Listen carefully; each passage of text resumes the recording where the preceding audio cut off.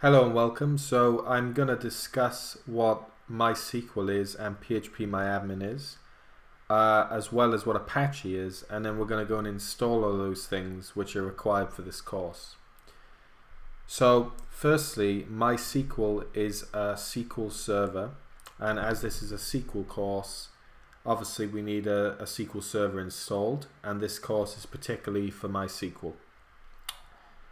So Apache is a web server, and the reason we need to install Apache is because we're going to be using a nice piece of software that lets us manage our SQL databases, but it's a web application.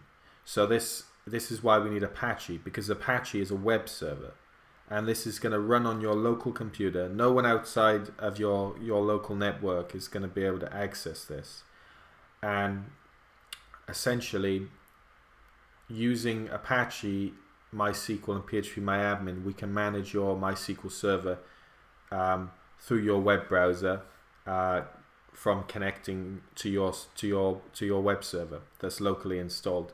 It's a very quick process to install all this. It's about 5-10 minutes, and then we can begin.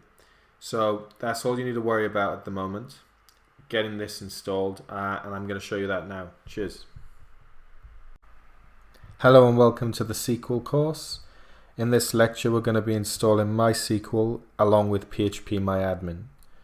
So please go to Firefox or whatever your web browser is, and we're going to go to Google, and I want you to type XAMPP, and you should see XAMPP installers and downloads for Apache friends. Click that, and then I want you to press download XAMPP for Windows or Linux or Mac, whichever operating system you're using. As I'm on Windows right now, I'm going to go for the Windows, and just save the installer, and it'll take a while to download. So once your download is complete, click the exe file to open up the installer, and you might see this warning, but just press OK. You can ignore it. Press next, and here are all the components that are going to be installed. You only need Apache, MySQL, PHP and PhpMyAdmin, but I'm just going to select them all. Press next. Here you select a folder for XAMPP. This is the default one, it's usually just fine, so I'm just going to press next. Uncheck this, press next, and then finally when it says setup is now ready, press next again, and this will install XAMPP, which can take a while. Okay, once the installation is completed, you'll see this, do you want to start the control panel now? Just check that and press finish. And it'll ask you to select a language, press save, and this is the XAMPP control panel. And just in case you can't find it again, just to show you how to open this, I'm going to press quit just to show you how to open this in the future. Go to your directory, click this PC, go to C, XAMPP, or wherever you installed it. This is where I've installed it. Scroll down, and you'll see xampp-control.exe.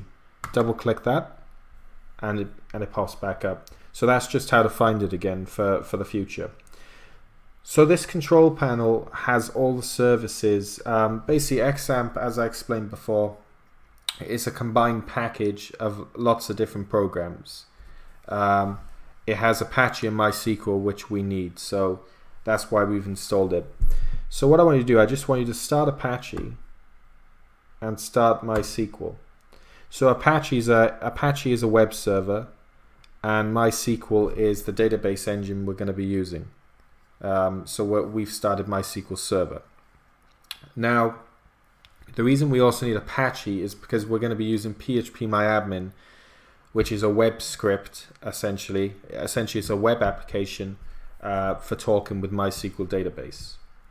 So because it's a web application, we access it just like we do a website. Go back to your web browser, type in 127.0.0.1, press enter, and you'll see this Apache Friends website here. Now this website's running on your computer, right? No one else can access it unless you've port forwarded, but I'm sure you haven't. It's harder to do than you wouldn't be able to do that by accident. So this is our control panel. So what I want you to do, I want you to go up to the browser here, change the URL to 127.0.0.1/PhpMyAdmin.